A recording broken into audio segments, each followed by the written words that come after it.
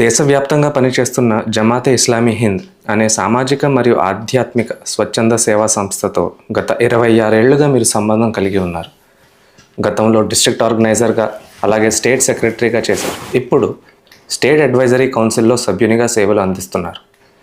ఇంత పెద్ద సంస్థలో రకరకాల మనుషులతో మీరు పనిచేసి ఉంటారు. అలాగే ఇన్నేళ్లలో ఎన్నో అనుభవాలు మీకు కలిగి ఉంటాయి. మీరు నేర్చుకున్న ముఖ్యమైన కొన్ని జీవిత పాఠాలు మాతో పంచుకోగలరా? అల్హమ్దులిల్లా. బిస్మిల్లాహిర్రహమానిర్రహీం.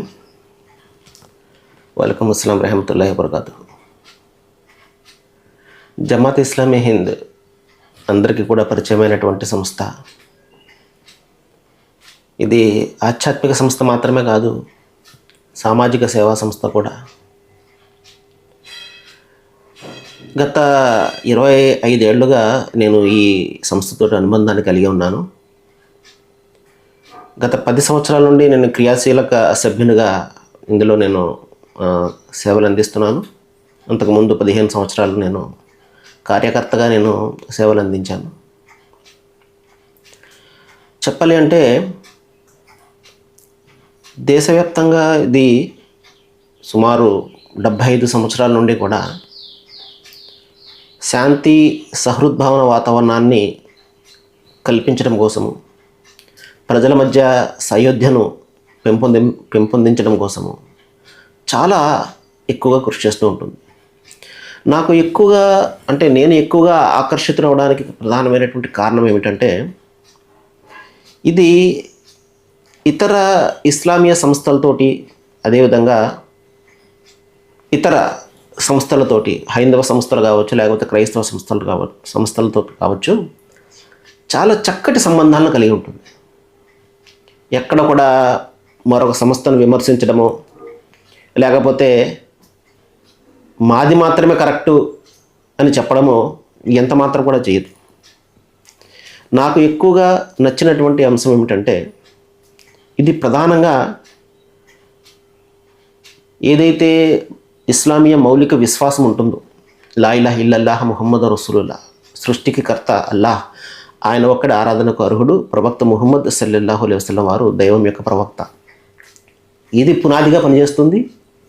దీని కార్యాచరణ అంతిమ దైవ గ్రంథం దివ్య ఖురాన్ మరియు అంతిమ ప్రవక్త మహాప్రవక్త ముహమ్మద్ సల్లల్లాహు అలైహి వసల్లం వారి యొక్క సాంప్రదాయాల వెలుగులోని ఇది పనిచేస్తుంది. అంతేకాకుండా దీని ప్రధానమైనటువంటి లక్ష్యం ఏమిటంటే, ఈ భూమిపై ఒక శాంతియుతమైనటువంటి దైవధర్మ సంస్థాపన చేయడం, ఒక శాంతియుతమైనటువంటి సమాజ నిర్మాణం చేయడం, దైవం ఇచ్చినటువంటి ఆదేశాల వెలుగులో ఒక ఉత్తమ నైతిక సమాజ నిర్మాణం చేయడము దీని ప్రధానమైనటువంటి లక్ష్యం. దీని వెనక ప్రధానమైనటువంటి ఉత్ప్రేరకం ఏమిటంటే, దైవ ప్రీతి పరలోక ప్రాప్తి మాత్రమే, ఇంకేమీ కూడా కాదు. అయితే నాకు బాగా నచ్చినటువంటి విషయం, నేను ఎక్కువగా ఇందులో క్రియాశీలకంగా వ్యవహరించడానికి ప్రధానమైనటువంటి కారణం ఏమిటంటే, దీని స్థాపకులైనటువంటి మౌలానా మౌదూదీ రహమతుల్లాహి అలైహి వారు 1941లో దీన్ని స్థాపించారు. అవిభాజ్య భారతంలో, అప్పటికి భారత్ మొత్తం అన్ని అఖండ భారతంగా ఉండింది. ఆ తర్వాత స్వాతంత్రం వచ్చిన తర్వాత 1948లో ఇది జమాతే ఇస్లామీ హింద్గా మారింది. అంతకుముందు జమాతే ఇస్లామీగా ఉండేది. దీని అర్థం ఏమిటంటే, జమాత్ అంటే ఒక సంఘము, ఒక సమాజము, ఒక సమూహము. ఇస్లామీయ సమూహం అంటే శాంతియుతమైనటువంటి దైవ విధేయత సమూహము అని చెప్పేసి దీన్ని మనం అనువదించుకోవచ్చు తెలుగులో. ఆయన ఒక మాట చెప్తారు. అదేం చెప్తారు అంటే, అది నాకు బాగా ఆకర్షించినటువంటి మాట. ఆ మాట కారణంగానే నేను ఒకవేళ జమాత్ ఇస్లామీ హింద్లో నేను క్రియాశీలకంగా వ్యవహరిస్తున్నానేమో, నేను ఇందులో ప్రవేశించానేమో అనుకోవచ్చు. ఆయన ఏం చెప్తారంటే, ఒక సందర్భంలో, మాది మాత్రమే నిజమైన ఆ సంస్థ అని, ఇందులో ఉంటేనే స్వర్గానికి వెళ్తారు అని మేము ఎన్నడూ కూడా చెప్పము. మా తలల్లో మెదడు ఉన్నంతకాలం కూడా మేము ఈ మాట చెప్పము. మేము కేవలము దైవం ఇచ్చినటువంటి ఏదైతే బాధ్యత ఉన్నదో ఆ బాధ్యతను మాత్రమే గుర్తు చేస్తున్నాము. ఒకవేళ మీరు మీ సంస్థలో ఈ బాధ్యతను నిర్వర్తిస్తూ ఉన్నట్లయితే మీరు అక్కడే ఉండి నిర్వర్తించండి. ఒకవేళ అక్కడ ఆ బాధ్యతను నిర్వర్తించకుండా ఉన్నట్లయితే రండి మనం అందరం కలిసి నిర్వర్తిద్దాము దైవం యొక్క బాధ్యత మనపై విధించినటువంటి బాధ్యత అని ఒక కోట్ చెప్తారు, ఒక ప్రసంగంలో ఒక మాట చెప్తారు. అది నాకు బాగా ఆకర్షించినటువంటి మాట అన్నమాట. నేను ఇందులో క్రియాశీలకంగా ఇందులో జాయిన్ అవ్వడానికి ప్రధానమైనటువంటి కారణం ఏమిటంటే, చాలా ఇది లిబరల్గా, అంటే చాలా ఏమంటారు, ఒక విస్తృతమైనటువంటి భావనను కలిగి ఉంటుంది.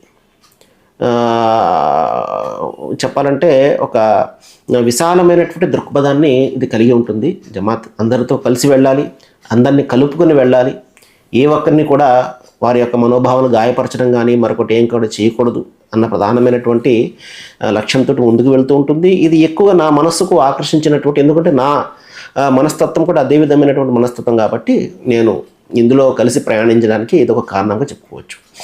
అయితే మీరు అడిగినటువంటి ప్రశ్న ఏంటంటే, ఈ జమాత్ వలన మీకేం ఏ విధమైనటువంటి ఉపయోగం కలిగిందనో, లేకపోతే నా వలన జమాత్కు ఉపయోగం కలిగిందనో అనుభవాలు కొన్ని చెప్పమన్నారు. నా వల్ల జమాత్కి ఏమి కూడా ఉపయోగం కలగదు, వ్యక్తుల వల్ల జమాత్కి ఏ విధమైనటువంటి ఉపయోగం కూడా ఉండదు. జమాత్ వలనే వ్యక్తులు మారతారు. ఉదాహరణకి నా వ్యక్తిగతమైనటువంటి జీవితాన్ని మనం తీసుకున్నట్లయితే, ఒక విధంగా చెప్పాలంటే జమాత్తో నా పరిచయము జీవిత గమ్యాన్ని మార్చిందని చెప్పేసి చెప్పుకోవచ్చు. అస్తవ్యస్తంగా ఉన్నటువంటి జీవితాన్ని ఒక క్రమబద్ధమైనటువంటి జీవితంగా మలిచింది. క్రమశిక్షణ అంటే ఏంటో నేర్పింది. సమయపాలన ఎలా చేయాలో నేర్పింది. ప్రజలందరితో కూడా కలిసి ఏ విధంగా నడవాలో నేర్పింది. ప్రజలందరినీ ఏ విధంగా ప్రేమించాలో నేర్పింది. ప్రధానంగా ముస్లిమేతర సమాజంతో ఏ విధంగా సంబంధ బాంధవ్యాలు కలిగి ఉండాలో నేర్పింది. అంతేకాకుండా జ్ఞానాన్ని ఏ విధంగా అభివృద్ధిపరచుకోవాలో, అంతేకాకుండా దైవంతో ఏ విధంగా ప్రగాఢమైనటువంటి సంబంధాన్ని కలిగి ఉండాలో, ఏ విధంగా అంతిమ దైవ గ్రంథం ఖురాన్ తోటి ఏ విధమైనటువంటి అనుబంధాన్ని కలిగి ఉండాలో, ఇవన్నీ కూడా జమాత్లో వచ్చిన తర్వాతే నేర్చుకున్నది ఇవన్నీ కూడా. సో ఈ విధంగా నా పూర్తి జీవితం జమాత్ వలన మారిందని చెప్పుకోవడానికి నేను చాలా గర్వపడతాను, చాలా సంతోషిస్తాను కూడా, అల్హమ్దులిల్లా. సో నా వలన జమాత్కి ఏ విధమైన ఉపయోగం కలిగిందని చెప్పేసి నేను భావించను. కానీ జమాత్ వలన నాకు చాలా ఉపయోగాలు కలిగినాయి, నా జీవితమే మారింది. కాబట్టి నేను ఎప్పటికీ కూడా అల్లాహకు కృతజ్ఞత అర్పిస్తూనే ఉంటాను, నన్ను జమాత్ ఇస్లామీ హిందీతో కలిపినందుకు. అల్హమ్దులిల్లా. రైట్.